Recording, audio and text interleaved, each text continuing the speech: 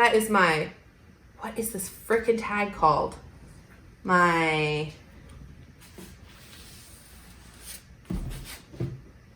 freakout, mid-year book freakout tag? Something like that. Hey y'all, welcome to my channel. I'm Kaylin May, and today we're gonna be doing the mid-year freakout book tag. Is that what it's called? We're gonna be doing the mid-year book freakout tag. If you are new around here, my name is Kaylin. This is my channel. We talk about books, mostly food a little bit, and then sometimes life.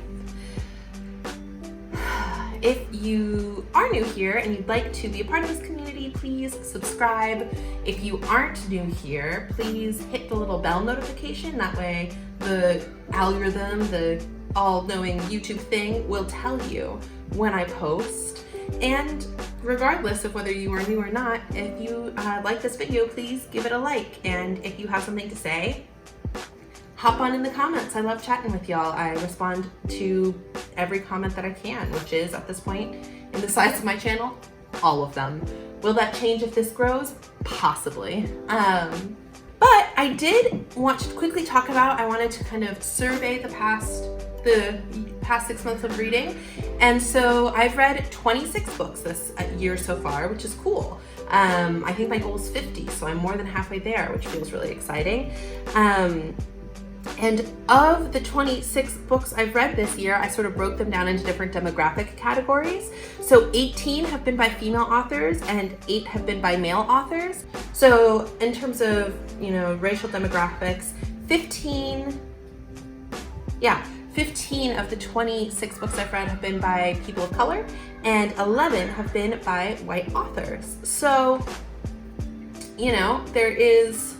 I'm skewing towards more women and people of color. I care a little less about the female author to male author ratio. I think I tend to seek out female writers. I do want to keep in mind not only reading white authors though. That's important to me. Okay, so without further ado, let's get into this tag. I went back and forth on this because I've read a lot of really good books in 2020. I don't think that I've read a book lower than a 3-star rating that I've given it on Goodreads, and I've had quite a few 5-star books and 4-star books I've really enjoyed. But I think, when I think about the best book of 2020 for me so far, it's a book that's really given me skills and tools and context for sort of the transitional time my life is in. And that has been impacted by the pandemic, and then also thinking about how do I move through the world when it comes to change, right? And hardship. And that book has been When Things Fall Apart by Pema Chodron. And I talk about that book, I think I've talked about this book in 3 or 4 videos. I don't have it physically, I've lent it to a friend, but it is a book that has just transformed my mindset towards embracing uncertainty and towards centering and grounding and sort of reconnecting with certain spiritual practices that I've been wanting to have or that I've had in the past.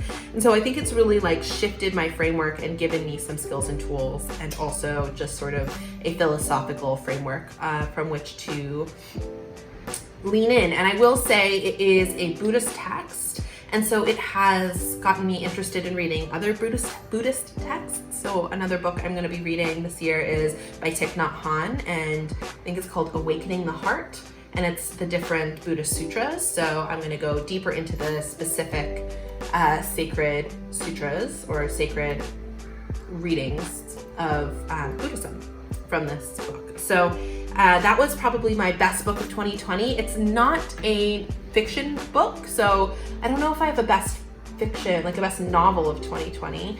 I don't know. I'll have to get back to you on that. But my favorite book I've read, I also really loved, my favorite nonfiction was How to Kill a City by Peter Moskowitz, about gentrification and urban planning. I think, again, I've mentioned it 27 times. Another eye-opening book. I actually haven't read any sequels in 2020. I've read first books in series, but not sequential books. So 2 first books I read were To All the Boys I've Loved Before. I always say To All the Boys I've Ever Loved, which is not the title. To All the Boys I've Loved Before by Jenny Han. This was it's first in a series about Laura Jean, and that's one of them. And then the second book that I read that was the beginning of a series is The City We Became by N.K. Jemisin.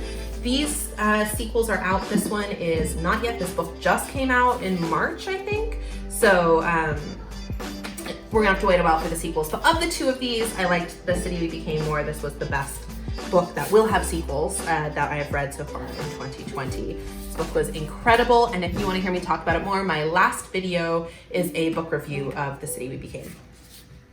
If you want to hear me talk about 12 Boys I Loved Before, I think I do an Asian readathon little wrap up in my May wrap up. Yeah, and I think I talk about it in a reading vlog somewhere along the way. I can link those below. So that for me is The Glass Hotel by Emily St. John Mandel. I loved Station 11 and I've been really looking forward to this release. I just haven't picked it up yet. I think I will pretty soon here. I've just been kind of getting through other books first. I know May I was focused on getting through the Asian readathon books, and so this did not fit into that. And then I also kind of went through a little bit of a slumpy time in reading through May and even in the beginning of June. So I'm getting back into reading a lot more. So this is definitely on my list. There are 2 I would really like to highlight, or 3. First is The Lying Life of Adults by Elena Ferrante. And this book has technically already come out in Italy, I think in November of 2019, but it will be released to American audiences. The Europa Classics edition will be released in September, and I'm very excited about that. I loved her Neapolitan Quartet series, My Brilliant Friend, and I have vivid memories of reading those whole series about 5 years ago. I was taking buses from Boston to West Hartford, Connecticut pretty frequently because at the time I was living in Boston and my partner Jonathan was living in West Hartford, and so I would drive back and forth, or I'd take a bus, I didn't have a car at that point, take a bus back and forth, and that ended up being something that I would just read a lot during because I was spending hours and hours and hours commuting, and I just had these vivid memories of reading Elena Ferrante's series, just like cooped up in these Greyhound buses. Yeah, just so many. So I'm really excited about that. I love her writing style. I love the way that she is just bitingly honest about places and also allows characters to be really flawed. And she just has this gorgeous way of writing that like really brings you into a story. So I've loved everything she's ever written, and I'm looking forward to reading the next book she's writing. The second book that I'm really excited that's coming out is The Death of Vivek Oji by Kweki Emezi. This is a book that I saw the Artisan Geek review back in May, and actually a couple of the books from that book review, which I will link below, I really have wanted to read. And she mentioned that this was now her new favorite novel. And it just seems really up my alley. It's about loss, it's about family and familial relationships, about like the kind of question is, how do parents grieve a child they don't even really know? And so I think that based off of the review that the Artisan Geek gave and the blurb on it, I think it's a book that I'm going to really, really enjoy. So that's on that list. Then the next book on my list that I'm excited about, is Can't Even: How Millennials Became the Burnout Generation by Anne Helen Peterson. So I really have enjoyed the writing of Anne Helen Peterson. And during the formulation of my podcast, Two Thought Bitches, which I've been plugging, even though we don't have new episodes right now, it's cool. We really used her article on burnout to inform our first episode, which is about burnout, but also to help us think through like kind of how we were structuring the podcast. So it was a very formative thing to read, and I'm somebody who has felt immensely burned out and like gets myself in spaces of burnout quite frequently. And so that was something that I really wanted to read and had forgotten was coming out this year. So that's a book that I will be reading hopefully this year. I'm so sorry, y'all, but Cloud Atlas.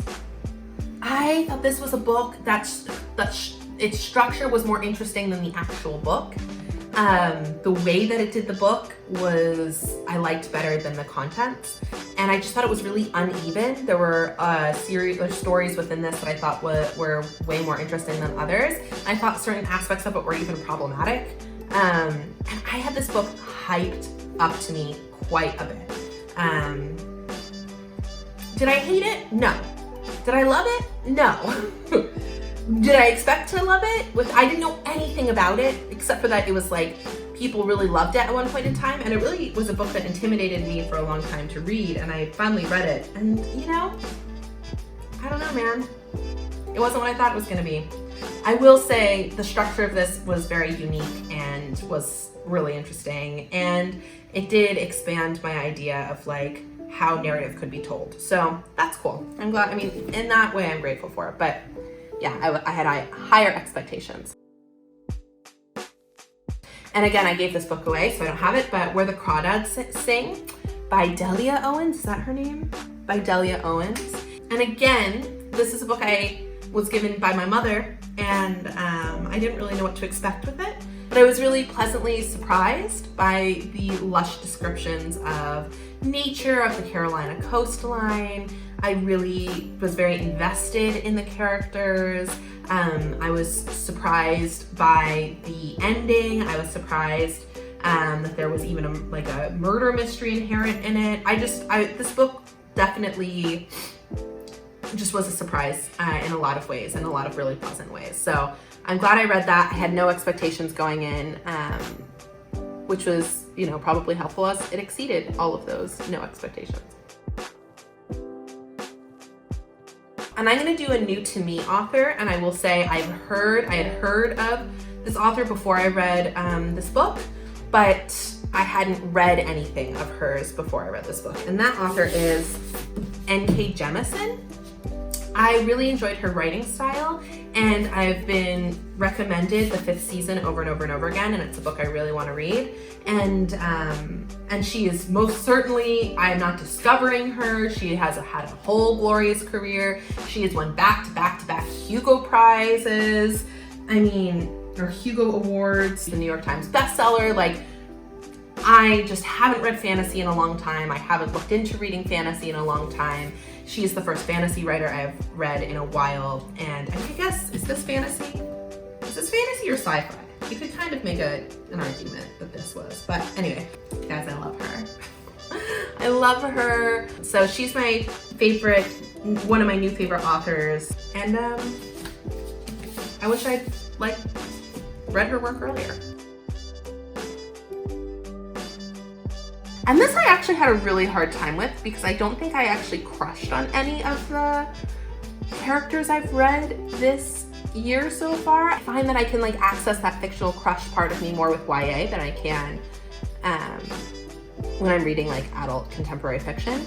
But I will, since, you know, this is a question, I am gonna choose Henry Lee from The Hotel in the Corner of Bitter and Sweet.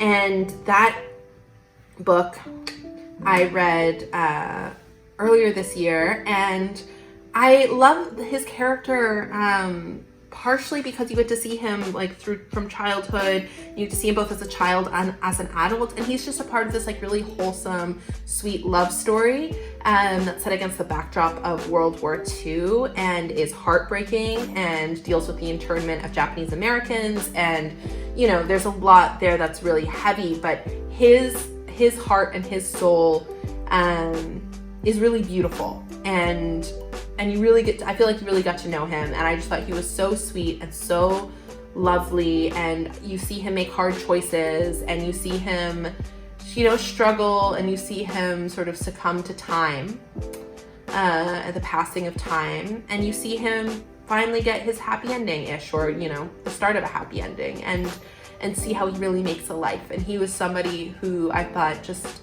moved through the world with integrity and And I appreciated that. So I think of all of the characters I've read, he would probably be my fictional crush out of them. But like, even that just almost seems like it does a disservice to the story and to who he was. So I also had a hard time with this one because I have a couple of characters I really liked, but I picked two.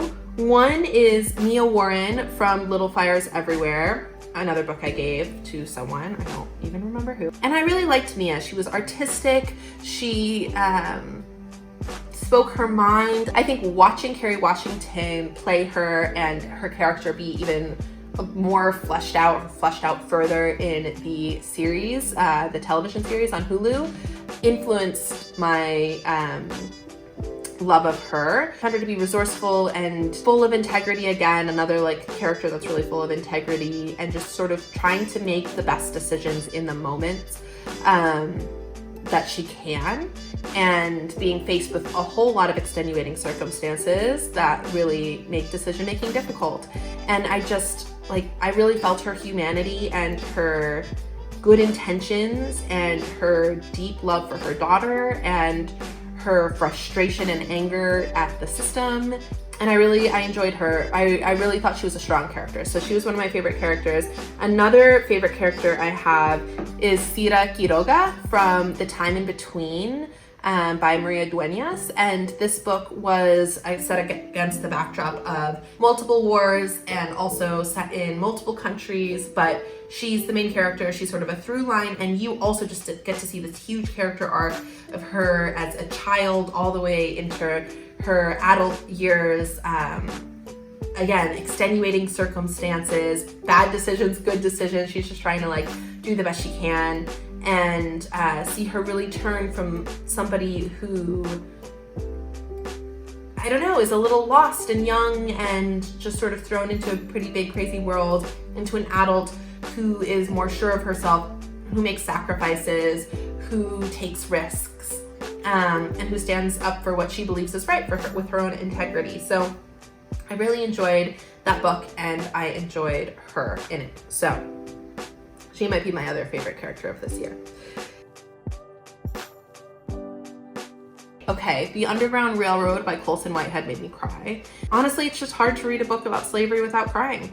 And his descriptions of that period of time and like the choices, again, I'm talking a lot about choices people have to make, and that's like the core of a lot of fictional writing, you know, is you set characters up to make choices, but I don't know, you just saw how really fucked everything was. And not that that's new information, but every time you see that, it's emotional. Every time you confront it, it's emotional. So I would say his book made me cry. Major Pettigrew's Last Stand.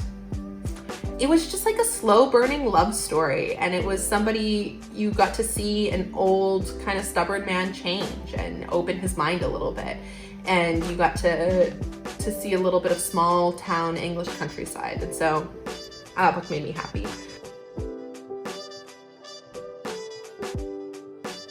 So I will say, I think The Children of the Land, a memoir by Marcelo Hernandez Castillo, is one of the most beautiful books I've gotten this year. Just like, can you look at these colors, this design? I just think it's so lovely. And I got this book, my friend Alisa gave me this book, and I'm really excited to read it, and I just think it's gorgeous. So that is that. I have a whole physical TBR, guys. I bought so many books in April, did this massive quarantine book haul, and so I want to get through the books that I've purchased just because I think that's really important. If I'm gonna buy them, I better read them. Another book I really wanna read this year that I have on my shelf is Emergent Strategy, Shaping Change, Changing Worlds by Adrienne Marie Brown. This has been on my list for a while, and I just think that given the current state of affairs and given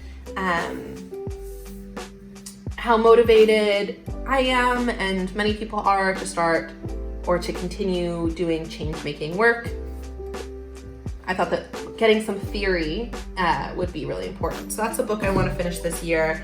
I also want to read The Fifth Season by N.K. Jemisin this year. That's really, I I need to read it. I want to read This Changes Everything, Capitalism versus the Climate by Naomi Klein. I really need to get some climate change reading into my life. I want to read, Normal People by Sally Rooney this year because it has a Netflix or Hulu or HBO or some streaming service. It has a television show basically. I don't want to watch the television show before reading books. So the next book I'm really wanting to read that I have on Kindle, I don't know where my iPad is, whatever, no matter, is The New Jim Crow by Michelle Alexander. This is another book I've been really wanting to read for a while, and I watched 13th, the documentary on Netflix, a few weeks ago, and just realized like I need to go deeper into this. I need to actually read the book. So that's what I'm gonna do. I wanna read that this year. And then the other two sort of books around race that I'm really wanting to read are Why I'm No Longer Talking to White People About Race and How to Be an Anti-Racist. So, I mean, there's a lot of books I need to read this year, and I want to make sure that I prioritize my sort of non-fiction books about social issues, whether that's climate change or race, and striving towards justice, racial justice, and environmental justice. I want to make sure I prioritize those, and then I want to make sure I read through the books that I physically have, that I've bought, especially because the LA Public Libraries still aren't open.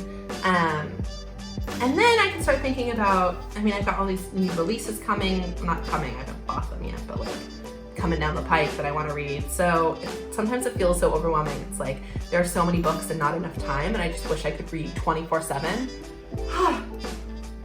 Life is hard, guys. Life is real hard. I hope you enjoyed it. I haven't done a tag video in a little while. Once again, like, subscribe, notify, put the little notification bell, comment, let's have a conversation. What were your favorite books this year so far? Like, what books are you excited about reading? What books were disappointments? What books, I don't know. You do the tag. You tell me. If you've done this tag, let me know in the comments and I'll go watch yours. I'm super curious. And yeah, I hope you all are hanging in there, doing well. Happy reading, y'all. Talk to you soon. Bye.